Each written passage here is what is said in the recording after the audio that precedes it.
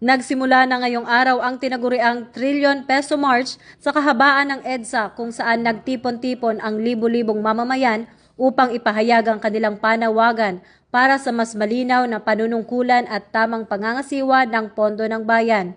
Mula sa iba't ibang bahagi ng Metro Manila ay sabay-sabay na nagmarcha ang mga kalahok patungo sa People Power Monument, dala ang kanilang placard at panawagan. Sa kabila ng laki at lawak ng pagtitipon, nananatiling maayos ang daloy ng marcha at walang naitalang anumang seryosong insidente ngayong umaga.